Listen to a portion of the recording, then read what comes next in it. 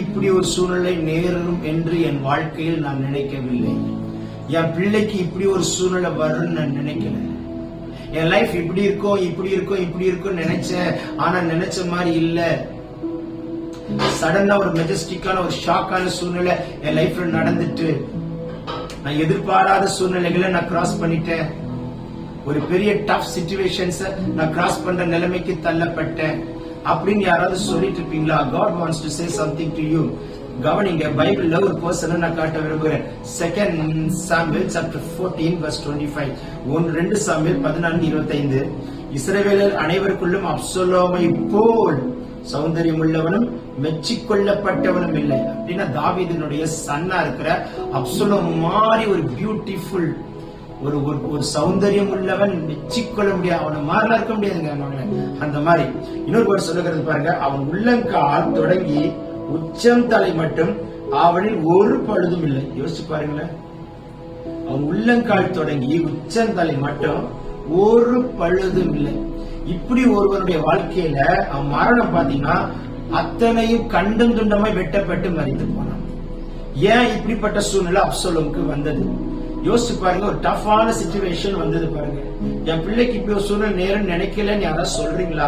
ஏதோ கடினமான ஒரு பிக்சர் குடும்பத்தில் நடந்திருக்கலாம். சூசைட் நடந்திருக்கலாம், ஆக்சிடென்ட்ஸ் நடந்திருக்கலாம், சடன் டிமிஸ் நடந்திருக்கலாம், ஒரு பெயின்ஃபுல்லான சிச்சுவேஷன்ஸை கிராஸ் பண்ணிருக்கலாம். என் ஹஸ்பண்டுக்கு இப்படி ஒரு சூழ்நிலை வரும் நான் நினைக்கவே இல்லை அப்படின்னு நினைக்கல. You should understand one thing. சில நேரங்கள்ல நம்ம லைஃப்ல இதெல்லாம் கடந்து போற ஒரு கடினமான பாத்தா கூட இருக்கலாம்.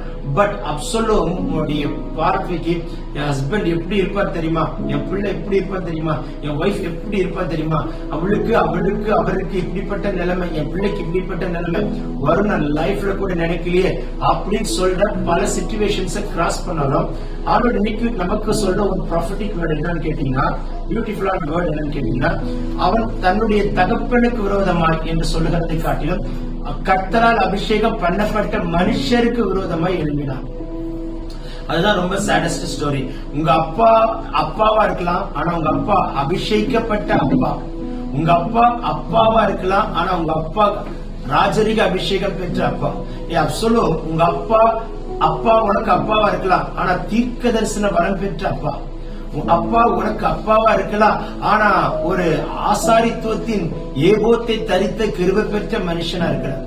ஆகையினாலதான் சொல்றேன், அப்பாவா இருந்தாலும் யாரா இருந்தாலும் அபிஷேகம் பெற்ற மனுஷனா இருக்கும் அவங்களுக்கு எதிராக மட்டும் எழுந்திராதீங்க.